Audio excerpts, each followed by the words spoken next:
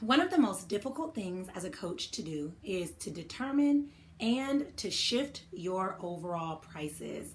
So in today's video, we're going to talk about 3 ways that you can begin to change your prices, but still call in your ideal and dream clients. The first way to raise your prices as a coach is to lead with value, not features. I think a lot of times when I see coaches on the online space, they're talking about all the things. Oh, you get 4 different weeks and you get 12 weeks and 12 calls and unlimited Voxer access. And they're talking about all the features.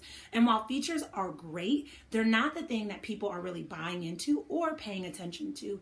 You want to really be able to identify and lay out the value that people are going to get when working with you. And more importantly, tell them why this is important for them. So for example, in my business, in the very beginning stages, I was charging $67 for a 90-minute session with me on learning how to publish your book. And I was teaching strategies behind, all the little hacks that you need to know and how to strategize and use social media and how to have correct writing strategies. And what I found is that people would schedule 1 or 2 calls with me and then they were ready to publish their book. So here I was making somewhere between $67 and $130 some dollars for working with these people, and they were making hundreds, thousands, and sometimes even beyond that by following through and publishing their books. And so that's when I had to really shift my perspective, because the return on investment was tenfold, 100-fold, 1,000-fold. And so I had to shift my perspective about it. And that's the same thing that I'm asking you to consider as well as you're considering your overall prices. The cool thing is when you're promoting or talking about working with you, you can speak to the return on investment, letting people know why this investment is valuable and what they're going to get out of the investment. Again, making it a no-brainer to take that next step and invest in working with you.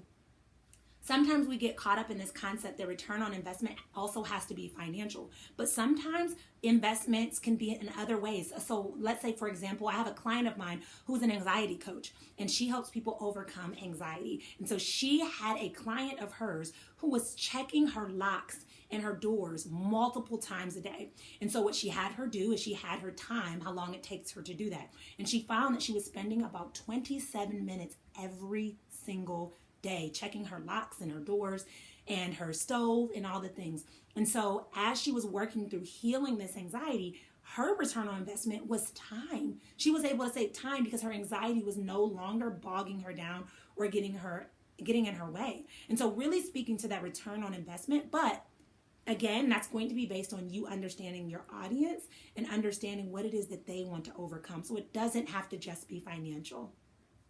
Finally, the third way to raise your price as a coach is to master your own money mindset. I cannot tell you how often we bring our own money beliefs, our own money drama into our business. So we think that something is a really steep price, but maybe our customers aren't thinking that. That's our own energy that we're carrying into that. And so it is so important that you're mastering your money mindset in order to be able to effectively raise your price. Here's the thing, if you believe your services are too much, trust and believe when you offer it to your audience, they're going to feel that energy and they too will feel like it's too much. If you, on the other hand, believe that this is a no-brainer to take that next step, you're going to speak from that energetic space and you're going to naturally increase your magnetism and draw in the people that are ready to take that next step. So when you're thinking about your money mindset, before you begin to raise prices, consider what you can do as it relates to that. Do you need to take a money mindset course? Do you need to start tapping out those negative beliefs that you have around money mindset? Do you need to write down all your beliefs about money and process them and create beliefs that serve you? It is so important for you to fully master your money mindset, because when you're talking about exchanging money, you want to be at an energetic space where you're able to easily receive it.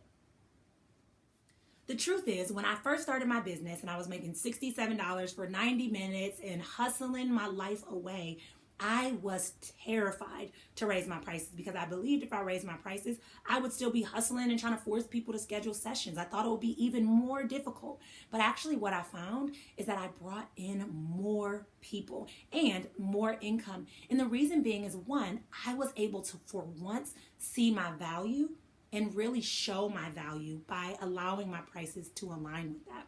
2, I was able to draw in people that realize that an investment is also a reflection on the outcome that they're going to get. And 3, I really healed a lot of my limiting beliefs and money mindset blocks that prevented me from creating the success that I desired and deserved.